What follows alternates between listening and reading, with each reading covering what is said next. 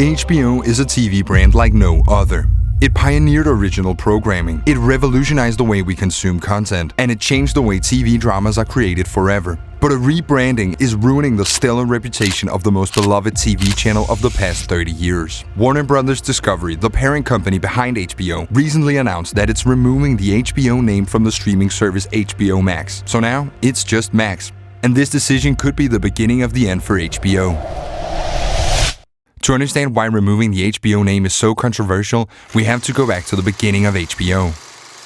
Right from its launch in '72, HBO, short for Home Box Office, had a unique premise. It aired uncut and commercial-free movies on your television. Even when the films were R-rated, they were shown in their original form with nothing edited out. HBO also broke ground by showing documentaries, comedy specials, live concerts, and primetime fights between boxers. And this strategy set HBO apart from traditional networks and positioned it as a premium TV channel. In exchange for the high-quality content without any ad breaks, viewers had to pay an extra subscription for HBO. But attracting an audience to this new kind of TV channel proved challenging. On the first night of HBO programming in November of '72, viewership consisted of just 365 homes. But while the initial audience for HBO was relatively small, those who were subscribed got a superior viewing experience. And word began to spread about HBO's uncut movies and the absence of those pesky commercials. And by 1975, HBO had grown to 165,000 subscribers. And as the audience grew, so did HBO's reputation for quality programming. But this was just the beginning of HBO's growing brand recognition.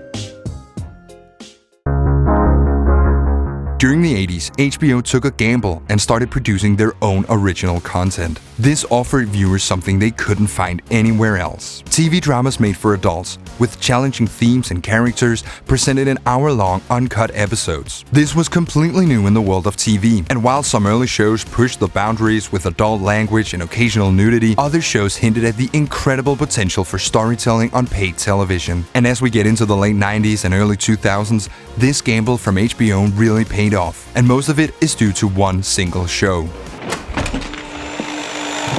Oh, a long-lost leader. Somebody must owe him money.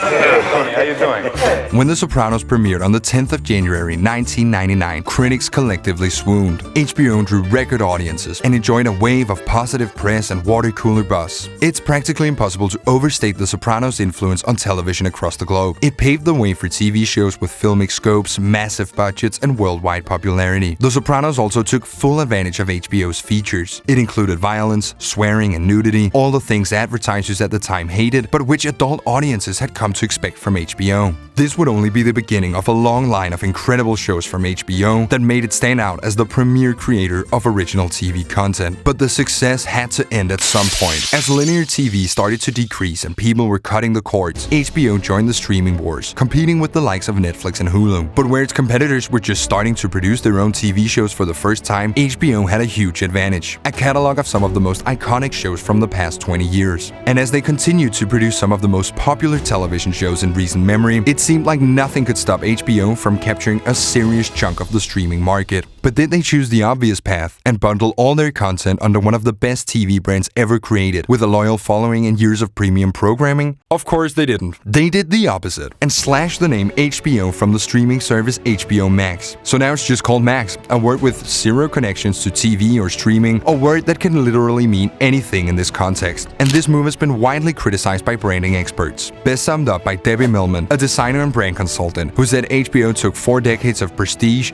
and casually tossed it into a dumpster, lit a match, and cheered as it burned. So if everybody thinks this is a terrible idea, what could be the possible reason to toss the HBO brand? Well, according to Warner Bros. Discovery's global chief marketing officer of streaming, what a title, the company needed to widen its tent. By moving to Max, we wanted to clearly signal a change in the broadening of the content, though the quality remains the same, he said. But what do you think? Is this the right way to make HBO's streaming service more appealing, or is it the worst TV branding of all time?